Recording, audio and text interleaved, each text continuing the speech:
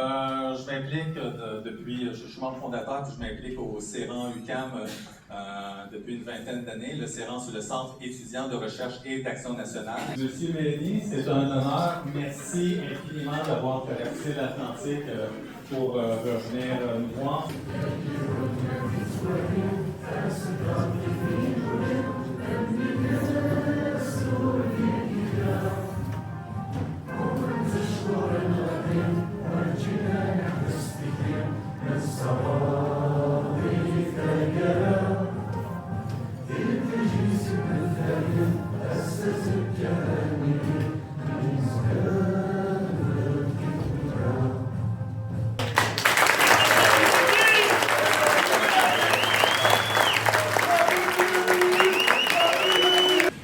Bien, bonjour tout le monde. Je veux tout d'abord saluer M. le Président Pierre Mélanie, qui malheureusement est forcé à l'exil par le gouvernement algérien, qui ont tout fait pour le persécuter dans le triste assassinat de son fils Bakary.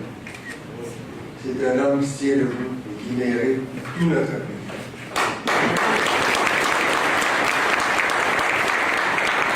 Je salue également les gens de Québec Anneli, les dirigeants et étudiants qui ont organisé cette rencontre, les gens de la Société Saint-Jean-Baptiste également. Je crois que c'est surtout la section Chevalier des Lormiers qui est active dans ça.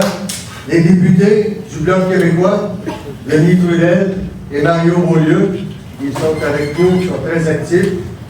Et tous les amis du Québec et de la Kabylie.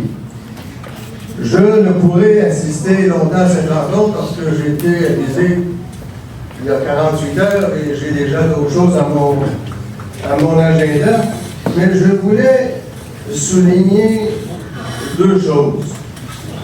Premièrement, toute l'admiration que j'ai pour vous, Monsieur le Président.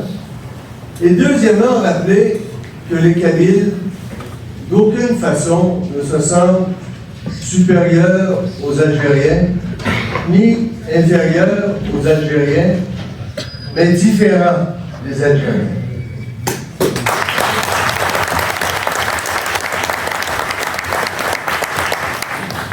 Tout comme les Québécois ne se sentent pas supérieurs aux Canadiens, ni inférieurs aux Canadiens, mais différents des Canadiens.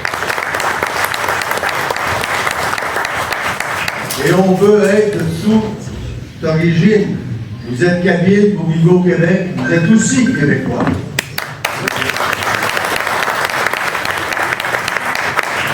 Et moi, ma mère s'appelait Rowley. Mon grand-père était un orphelin britannique, John James Rowley. Et quand j'allais au Canada, il me disait, vous n'aimez pas les Anglais. Je leur disais, well, my mother's name Rowley, my grandfather was John James Rowley. I'm a bloke who turned blonde. La question. Et je pense que c'est important de dire que on n'est ni supérieur, ni inférieur, mais différent, parce qu'il fait la beauté du monde. C'est la diversité. On ne veut pas devenir planète Hollywood, surtout ça ici. Hein? On ne veut pas trop se tromper. Et on ne veut pas devenir, en s'entendant, planète pitching non plus. Et tout peuple veut participer pleinement à la vie internationale. Mais pour participer pleinement à la vie internationale, il y a une condition essentielle, incontournable. C'est celle d'exister. Pour participer, il faut exister.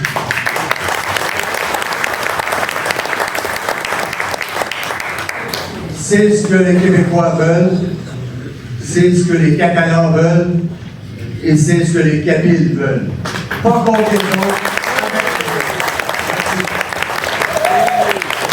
Moi et Rachid, on est allé chercher le CIDEF, le CERAN qui fait ça, donc c'est de la vraie aluminium. Là. Alors, si quelqu'un veut crier des noms au président, on pourra toujours jouer au frisbee avec lui. Faites attention pour vous couper. On en a fait faire 3. Et si jamais vous voulez le manipuler, on le fera pas passer.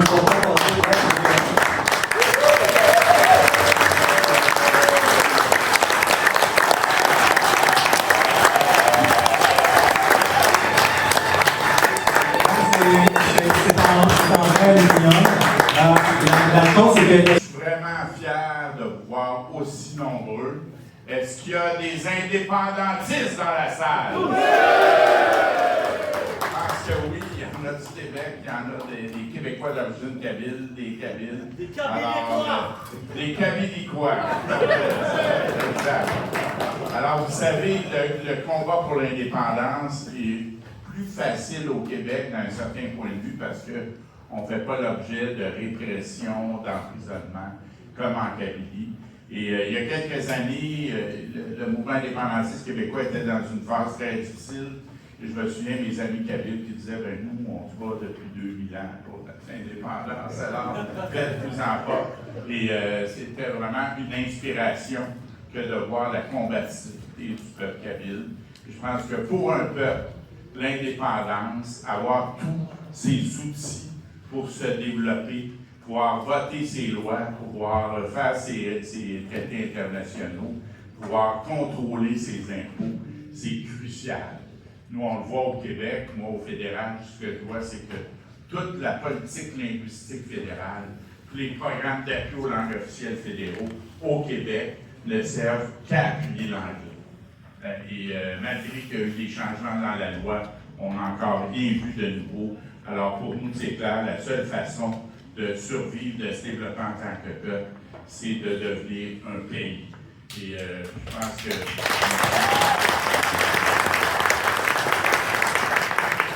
Alors, je pense que c'est la même chose pour le peuple kabyle et on va toujours être là en appui, on travaille ensemble pour la même cause et on va toujours dénoncer les infractions aux droits humains en Kabylie, effectivement, et on va toujours se battre pour la liberté d'expression.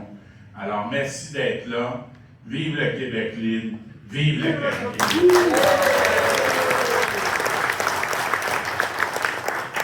J'aime beaucoup ce que j'ai entendu tout à l'heure. Donc, il y a des Kabylicois dans la salle.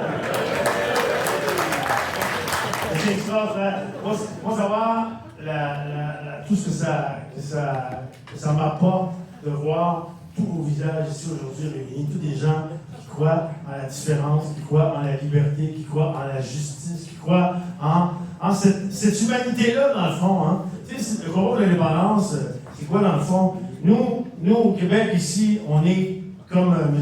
Duceppe l'a dit tantôt, on n'est pas pareil. On n'est pas meilleur que personne, on n'est juste pas pareil. Vous autres, si les Kabyles, vous n'êtes pas pareil. Puis se battre pour la liberté des petits peuples, des petites nations, partout dans le monde, c'est se battre pour une plus belle humanité. Qui veut que le monde soit tout pareil? Qui veut que tout le monde parle juste anglais? Qui veut que tout le monde consomme juste Netflix? Qui veut que tout le monde soit toujours en train de faire les mêmes affaires? Vous autres, comme nous ici au Québec, comme les Écossais, comme les Palestiniens, on est l'exemple de cette diversité-là qui doit survivre, qui doit impérativement survivre partout sur la planète pour faire en sorte que notre planète soit juste plus belle, plus fun à regarder. Moi, mon combat ici, évidemment, Marie-Laure l'a dit aussi, pour nous ici au Québec, on ne fait pas affaire, comme vous, à une répression aussi violente, mais c'est plus subtil, c'est le mensonge, c'est la tricherie, on essaie de réécrire l'histoire. Je ne sais pas si vous avez vu dernièrement le premier ministre Carney qui a essayé, qui est venu à Québec, tenter de réécrire l'histoire du Canada en faisant une histoire de partenariat et de collaboration.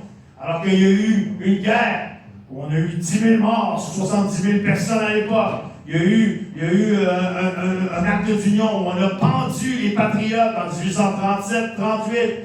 Il y a eu en 70 un soulèvement où on a emprisonné 500 Québécois pour la seule raison qu'ils voulaient se battre pour la liberté. On s'est fait passer dans la gorge en 82 une constitution pour laquelle on n'avait pas signé. On s'est fait voler un pays, M. Chrétien l'a avoué lui-même il y a quelques semaines de ça, en 95 lors du référendum. Donc, c'est une suite de combats. Le combat des Québécois ici, qu'on appelait les Canadiens à l'époque, ont subi de l'oppression pendant 250 ans, mais on a réussi à survivre. On est encore là après 250 ans, et ce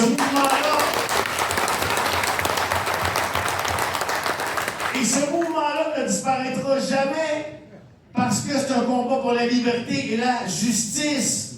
Comme vous autres, les Kabyles, ça ne disparaîtra jamais. Et vous êtes une inspiration pour nous. Et continuez votre combat. M. Meini est un exemple de résilience avec tous les gens qui sont ici, Rachid, tous les gens avec qui je côtoyé depuis des années. À chaque fois que je vous vois, je suis content de vous voir. Vous me nourrissez, vous nourrissez la lutte des Québécois pour la liberté. Merci d'être là. Vive la Kabylie! Vive la liberté!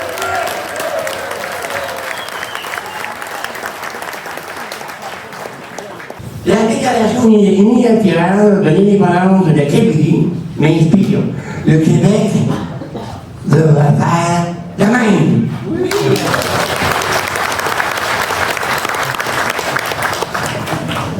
Et nous sommes tous unis dans le même combat pour l'indépendance de nos peuples respectifs.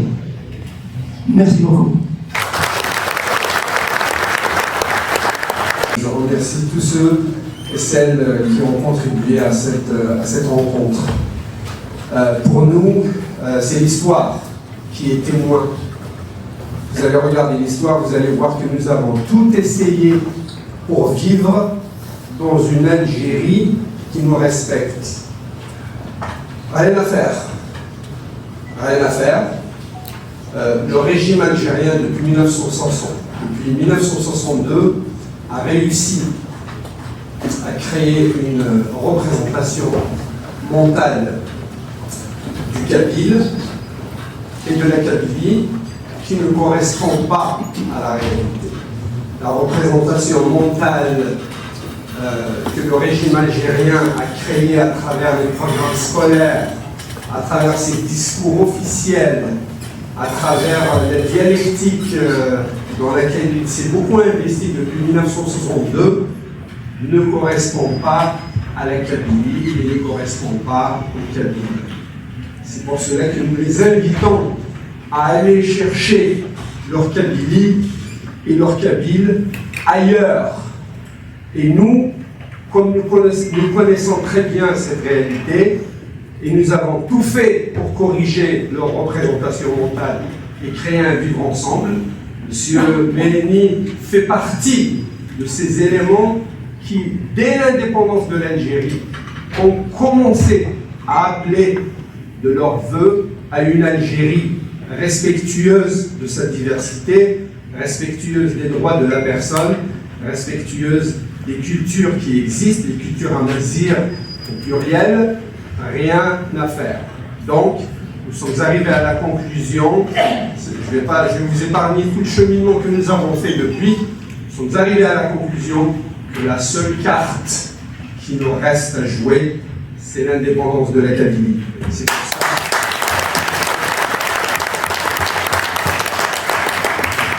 C'est pour cela que je vais finir avec ce beau slogan, vive la Kabylie, libre et indépendante.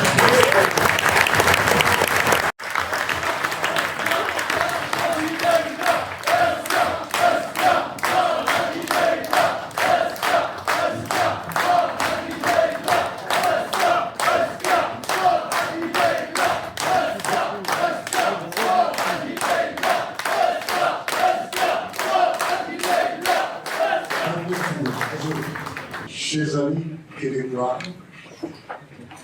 mes frères kabyles, merci d'être là. Merci de nous honorer, chers Québécois, de cette cérémonie et de cette conférence. L'amitié kabyle-québécoise est avérée depuis longtemps. C'est en 2002 que pour la première fois, M. Gilles Duceppe, qui était président du Bloc québécois, m'avait reçu dans ses bureaux et avait écouté avec attention la démarche, la revendication de la Kabylie. À l'époque, nous ne parlions que d'autonomie régionale, tant l'investissement de la Kabylie, des Kabyles, du peuple kabyle, dans l'algérianité était si important et qu'on ne pouvait pas sauter des étapes, de passer de l'algérianisme à l'indépendantisme du jour au lendemain. Nous avons été un pédagogue pragmatique pour arriver jusqu'à la déclaration d'indépendance. Vous avez parlé tout à l'heure des Kabyles. Qui est quoi? Kabyles.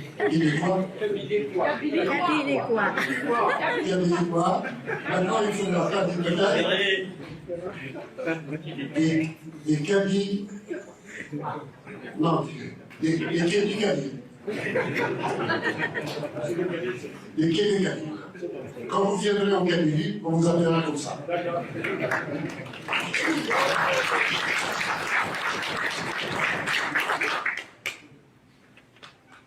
Pour commencer cette conférence, je voudrais dire ma tristesse de ne pas avoir avec moi celui qui a toujours été là pour m'accompagner dans mes conférences, notre ami Mouraditiu, qui nous a quittés hier.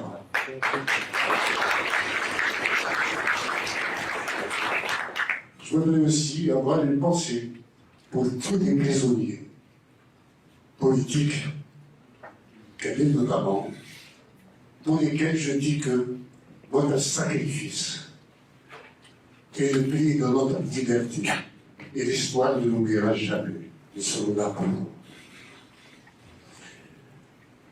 Nous avons proclamé notre indépendance.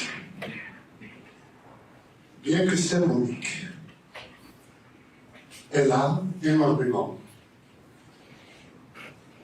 de substance dans la mesure où réellement la Kabylie est indépendante de l'Algérie, tant par la culture, tant par les traditions, tant par le rêve de liberté qu'elle a eu.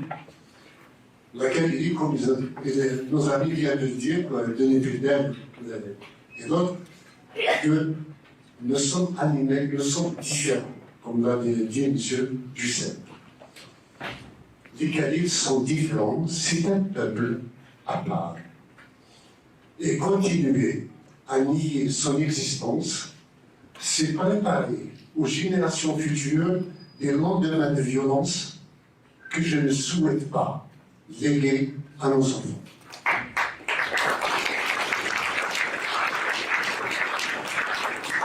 Nous avons affaire à des irresponsables au pouvoir en Algérie. Nous avons affaire à des racistes anti-kabyles. Mais nous sommes pleins d'amour, de respect et de considération pour l'ensemble des Algériens.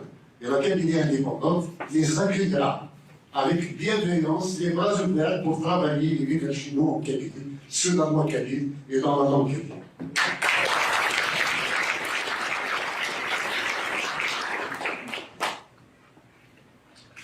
Je voulais, envers et toutes les propagandes qui sont menées contre nous, vous voyez, l'Algérie est toute braquée contre la Kabylie, contre le mouvement pour l'autodétermination de la Kabylie, contre la République fédérale de Kabylie, contre ces dirigeants. Ma personne, ma tête est mise à pied. Et je crois que par l'intimidation, par le terrorisme d'État, par l'article 87 bis, ils vont parvenir à nous faire reculer. Au contraire, ils n'ont pas pris la leçon des premiers actes qu'ils ont commis, des criminels. En 2004, 19 juin 2004, ils avaient assassiné mon fils pour se décrire dans l'hebdo d'Algérie Hebdo, qui est écrit à la une, maintenant qu'on lui a assassiné son fils, va-t-il le reculer? Ils oublient que cela nous a donné la force, cela m'a donné la force de ne jamais abandonner parce que je trahirais le sang de mon fils.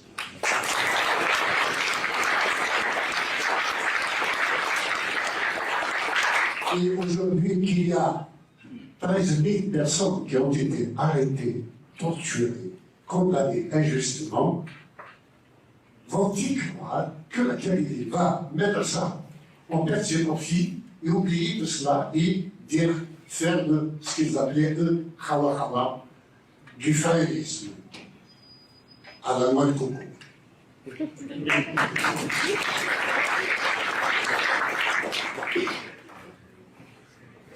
La Kabylie s'est dressée, s'est fait, s'est tracée une feuille de route qu'elle continue patiemment, mais avec minutie, à suivre pour arriver à être un État siégeant dans les instances internationales au nom du peuple chrétien.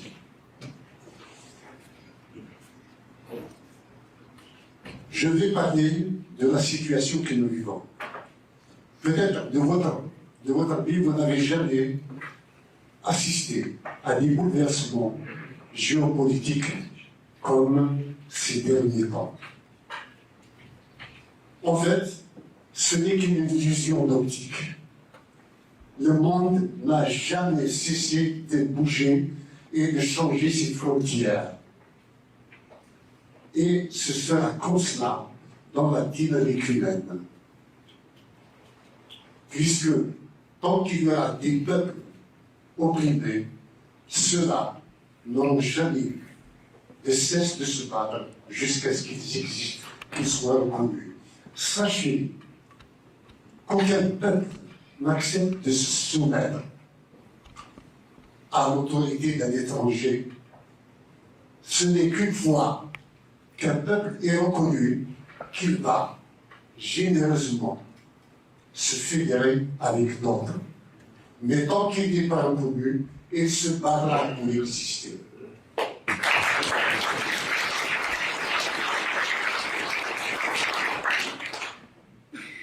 Nous vivons une époque charnière de l'histoire des peuples et des nations.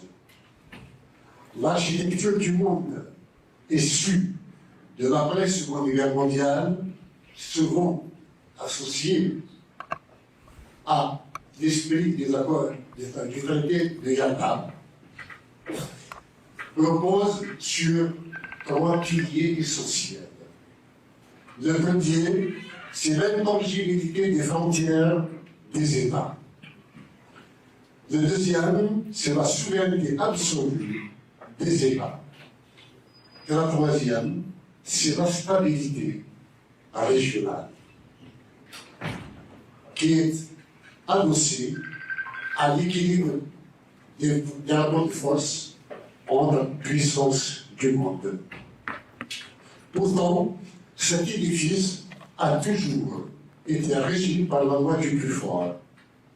Et les règles que l'ONU était censée faire respecter par tous ont de tout temps été malmenées au gré des rapports de force. La décolonisation des années 1950-1960 a figé une géopolitique scandaleuse par ses tracés frontaliers et parfois dangereuse par la nature de certains États qu'elle a consacrés.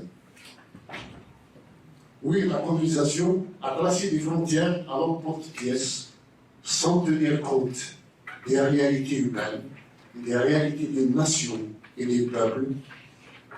On a divisé des peuples et on les a mis dans des pays concentrationnels de peuples.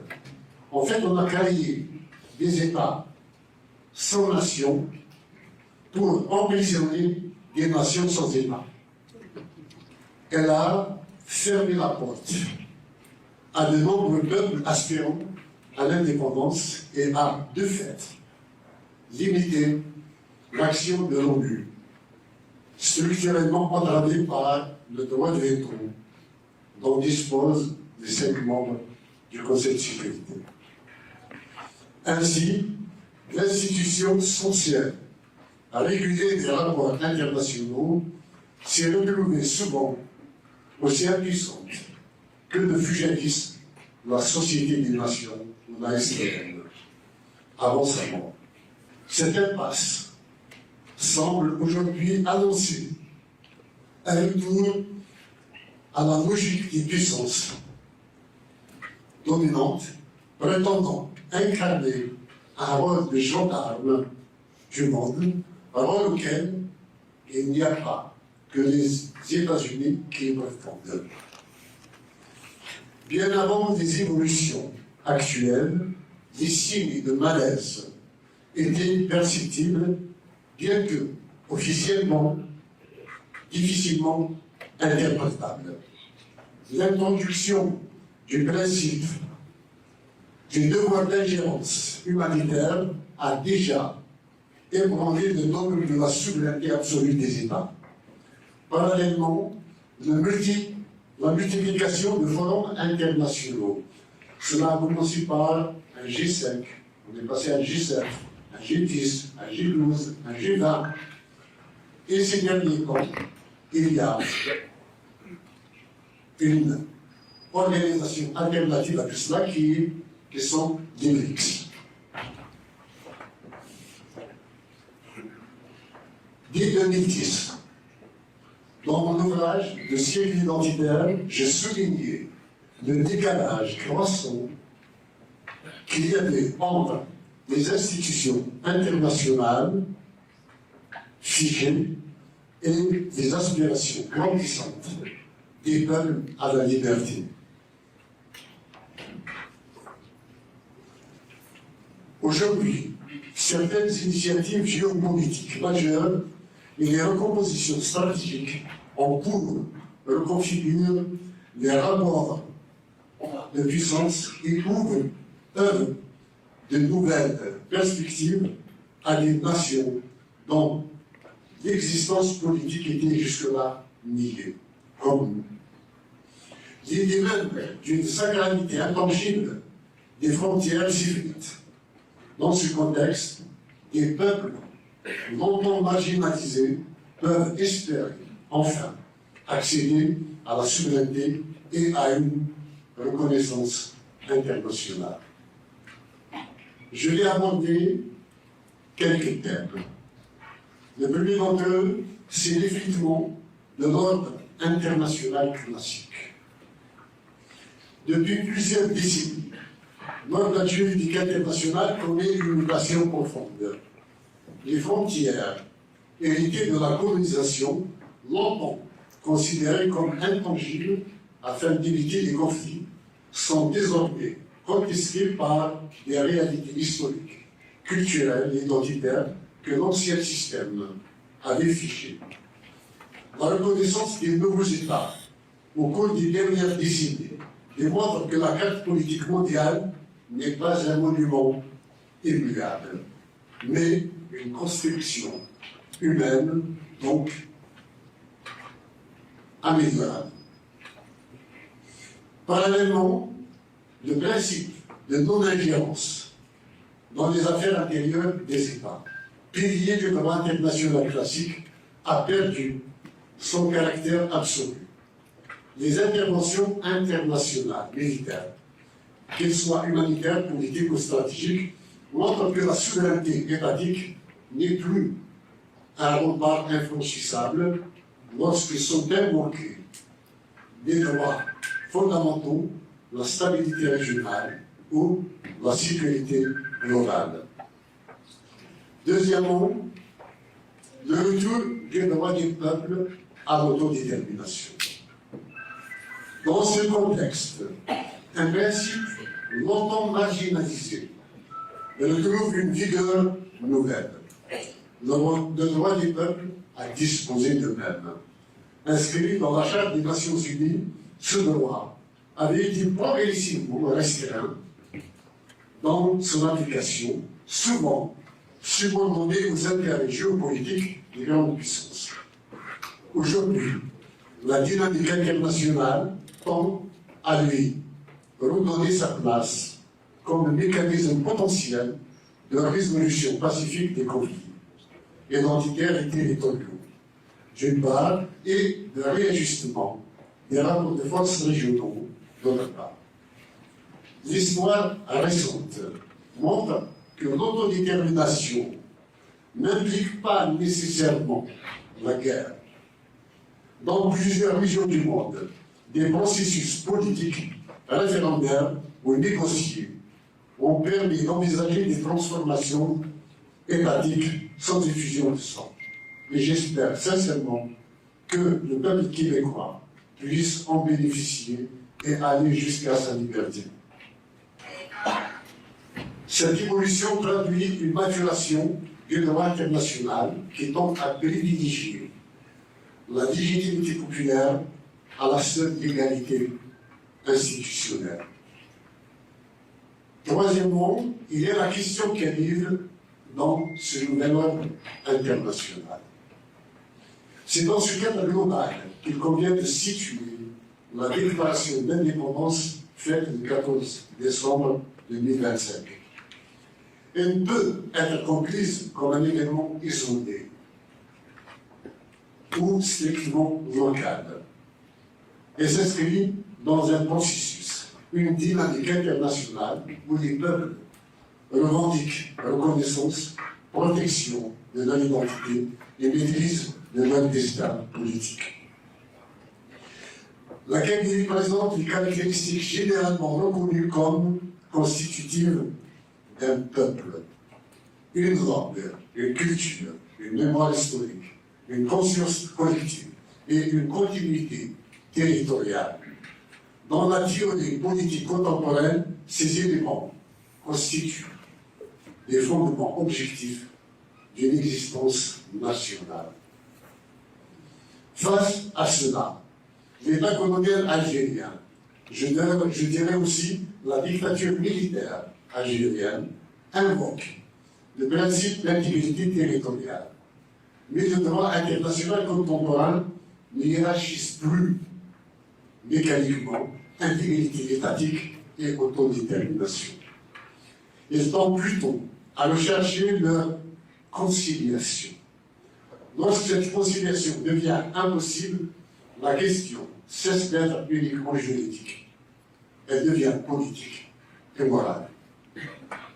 Et quelquefois très violente. Donc il y a opération d'un changement de paradigme. Les bouleversements géopolitiques actuels, la rivalité de puissance, recomposition des alliances, crise du multilatéralisme, créent un environnement dans lequel les réalités nationales non reconnues acquièrent une visibilité nouvelle. Les grandes puissances, autrefois gardiennes d'un statu quo rigide, adoptent parfois des positions plus pragmatiques, guidées autant par leurs intérêts stratégiques que par des principes affichés. Dans ce contexte, les mouvements d'autodétermination ne sont plus systématiquement marginalisés ou accusés de terrorisme comme le fait l'Algérie. Ils peuvent devenir des interlocuteurs politiques, voire des acteurs diplomatiques. Cette évolution ouvre des perspectives inédites pour des peuples en quête de reconnaissance. Il y a donc une redéfinition de la légitimité internationale. Le monde entre dans une phase de transition où la légitimité ne découle plus exclusivement de la reconnaissance des États existants, mais aussi de l'adhésion des populations concernées. La stabilité durable ne peut être imposée, elle doit être consentie. Les systèmes politiques qui ignorent cette réalité s'exposent à des contestations constantes, tandis que ceux qui l'intègrent peuvent transformer les tensions en solutions négociées. En conclusion, la déclaration d'indépendance de la Kabylie doit être analysée non comme une anomalie, mais comme l'expression d'une transformation profonde de l'ordre mondial. Nous passons d'une ère fondée sur la rigidité des frontières à une époque où la légitimité politique a s'ancré davantage dans la volonté des peuples. L'histoire montre que les grandes mutations géopolitiques redessinent toujours la carte du monde. La véritable question n'est plus de savoir si ces transformations auront lieu, mais comment elles vont se produire, par la confrontation ou par le dialogue, par la violence ou par le droit. L'autre question qui nous concerne, nous, Kabyles, est de savoir quels sont les peuples qui en seront les bénéficiaires de ces transformations. Dans tous les cas, le peuple kabyle est déterminé à en faire partie de l'enjeu de l'histoire qu'elle a. Et je vous remercie.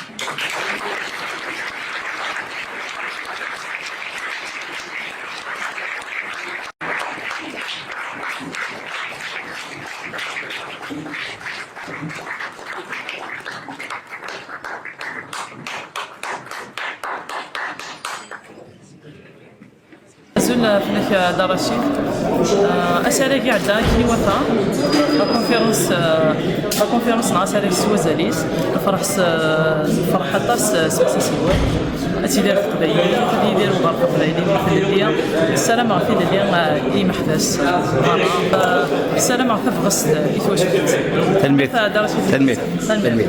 Cette conférence est riche. Elle met pas mal de précisions sur des points d'actualité, géopolitique, historique et aussi une stratégie à venir. Ok. Une stratégie à venir parce que la question qu'on se pose, qu'est-ce qui va se passer? Ouais. Donc maintenant la phase actuelle c'est d'être reconnu, c'est chercher les reconnaissances du droit à l'autodétermination. Donc à partir de là, il y aura une étape encore plus vitale et sérieuse qui va être entamée. Moi je ne suis pas, je veux dire, inquiet par rapport à ça. Comme Farhat l'a bien dit, c'est sûr qu'il y a une évolution actuellement par rapport aux freins qu'il y avait avant, comme la rigidité des frontières, etc., pour lesquels tous les pays africains sont d'accord. Mais là, ça évolue parce que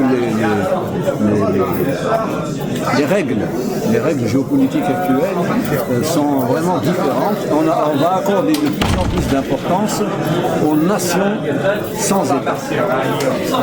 Et ça, c'est une ouverture intéressante pour la souveraineté locale. Merci Ali. C'est la réussite totale. Il y a du monde. Tassim Mdani Hussein. Il y a l'écho. Et ça a passé dans la sérénité. Le thème il est assez consistant. أسولف مساجد سيدي اتصالات بتسي ويفورو سنتاش متفقات يمس فرحة الدنيا أسوينا نتسا إذا تتسانا ميا تيجي تتسا تسمشتي ذاكين أمنو نعزونا ذار ذكين فيا الدنيا قداش بيتي نستنقات أمنو غينس وين يدي سيشيس وين رايك ميا في الليل في الليل تمول في قبايليت سينا كينا تهرب اليوم أفيك تمثال فعنا يغيك فعنا يك قبايلية مي غاسكا هذه عدي البروسيا قار البروسيا لابانا تيغاتي بشو نتمغني في غير تفكر في ديا لكن البروسيا ديا ماشي فعنا لكن أرش مرة نغلرها نتيرثن إمي الجزائر تنهرسن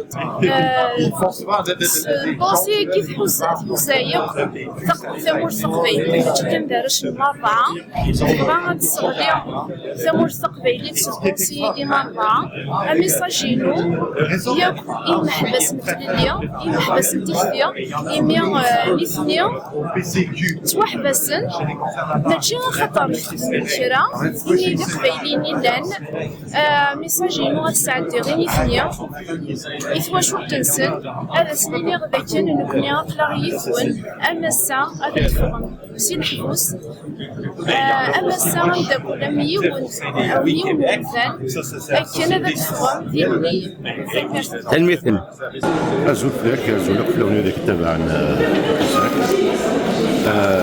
sur le plan de pour la deuxième fois, la troisième fois, avec la conférence Massa Souaï, on a eu le thème de la Série.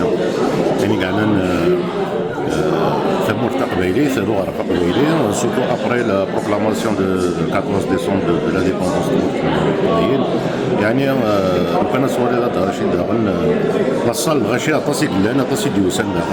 ils sont soucieux de l'avenir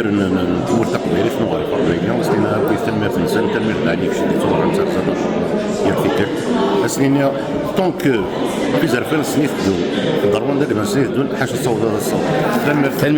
c'est un plaisir. Bon, c'est qu'il y a finalement parce que ça a été difficile. Avec cette conférence, il nous a expliqué les enjeux géopolitiques qui bouleversent le monde et le rôle de l'État fédéral de Kabylie dans ce contexte mondial. Donc il a répondu à certaines questions, ce qui est vraiment bien, ça me fait plaisir. Voilà, c'est quoi le rôle de l'État fédéral de Kabylie? C'est quoi son rôle et sur quoi il doit s'aligner ainsi que sa doctrine politique. Voilà.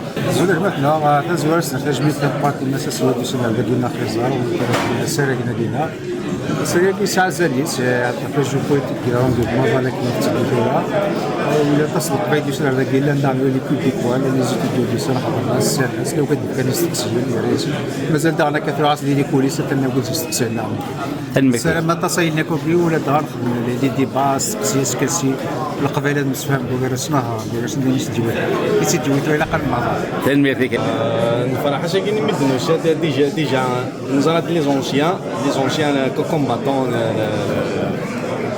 لما شاكين أين نخدم النوثنيا قيا نشد شاكين باش نكمل أين ديقين الفرحة مديوسة اكتنا ماس الفرح بيان سور تملي اساسا ويتور ما كيقارب تنمية نونا Zula Rachid, نسوف يسشاركين نسوف ستيكي 5 على كونفيرونس chaque dîner سيكي ثمانية تسعة ويتورو ورميرسي مساس الوالد يسان ولا كونفيرونس j'espère que ça تعجبك تي وكذا تسمح سنين قليل لا بارلي دو بامال دو شوز فوالا لكن رشيد تنمرتو كذا ديوسان تنمرتو كذا يقدرشنا كل باش pour un bon déroulement de la conférence عمي رشيد وي لا سيجي شوال سيجي دي شو لا زاد فرحتها غرنا سيجي دي شو لا حدا تربي بيان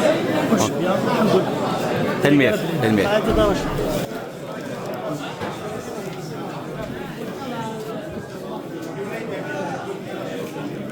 وش هاد جمعة تراس يعني ديك السرتيس هي القبيليز من ديفك الرئيس كان ذاك اللغة كي جمعة تراس وسير بابينا الصبر راي مسلوية بس فرحتنا فيها عجبي الحال اللي مدو سنة كثر بينا هذا والين تيكتاين لهم ولا ذنوثنا تنمية